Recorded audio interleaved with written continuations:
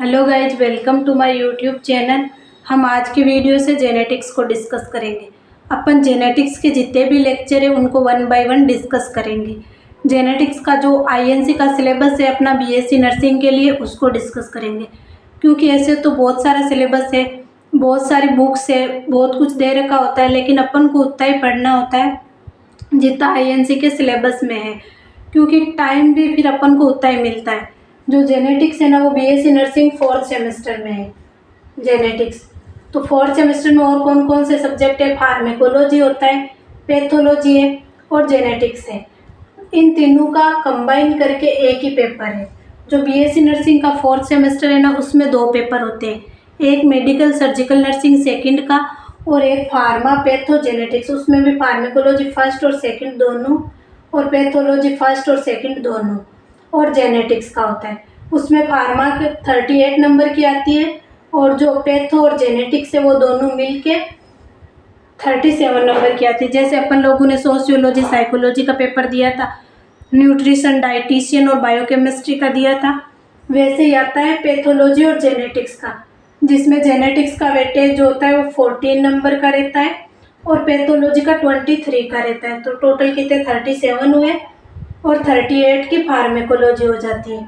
तो टोटल मिला के कितने हो गए? 75 मार्क्स का पेपर होता है और 25 मार्क्स जो होते हैं वो इंटरनल के भेजे जाते हैं। तो अपन जेनेटिक्स को डिस्कस करेंगे। अपने जो 4th सेमेस्टर है, अपन जो भी यहाँ पे डिस्कस करेंगे वो आईएनसी के सिलेबस का ही डिस्कस करेंगे। क्योंकि टाइम भी आप खुद समझो 6 मंथ मिलते हैं अपन को, उसमें एमएसएन सेकंड भी करनी होती है और फार्मा फर्स्ट सेकंड पे तो फर्स्ट सेकंड और जेनेटिक्स इतने सारे सब्जेक्ट होते हैं। तो वो इस पढ़ेंगे अपन जो आईएनसी के सिलेबस में, क्योंकि क्वेश्चन उससे बाहर नहीं जाएगा। और जेनेटिक्स का आगे भी वेटेज कम ही रहता है जब कोई कम्पिटिटिव एग्ज़ाम देते हैं। बट अपन फिलहाल तो सेमेस्टर वाइज ही देख लेते हैं, तो अपन आईएनसी के सिलेबस के अकॉर्डिंग ही पढ़ेंगे।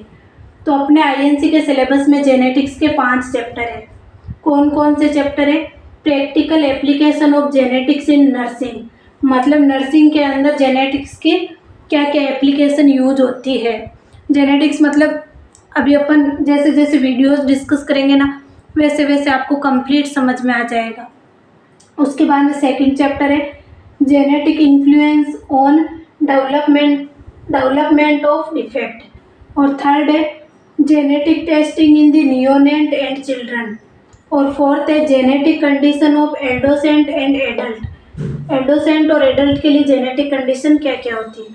और फिफ्थ चैप्टर है service related to genetics, genetics से रिलेटेड कौन कौन सी सर्विसेज होती है उनके बारे में। तो ये 5 चैप्टर है। अपन हर मतलब फर्स्ट चैप्टर से स्टार्ट करेंगे और दिन का एक टॉपिक जैसे फर्स्ट चैप्टर का एक टॉपिक कंप्लीट कर लिया, ऐसे दिन का एक टॉपिक कंप्लीट करेंगे, टॉपिक वाइज चलेंगे। अब इसमें अपन बात करते हैं अपन को पढ़ना कितना आगे। तो ये 5 चैप्टर है, इसमें जितना मतलब आईएनसी के सिलेबस में दे रखा है ना, मैं वही चीज़ पढ़ाऊँगी जो आईएनसी के सिलेबस में है। अपन उस किससे बाहर नहीं जाएंगे, बट जो आईएनसी का सिलेबस है उसको कंप्लीट कवर करेंगे। क्योंकि अपना क्वेश्चन गलत भी नहीं होना चाहिए और अपन को कम टाइम में पढ़ना भी सारा है। तो अपनी स्ट्रेटजी यही रहेगी। कल से अपन स्टार्ट करेंगे chapter practical application of genetics in nursing. I hope कि आपको मेरा वीडियो पसंद आया है। पसंद आया तो वीडियो को लाइक, चैनल को सब्सक्राइब और शेयर जरूर करना। Thank you.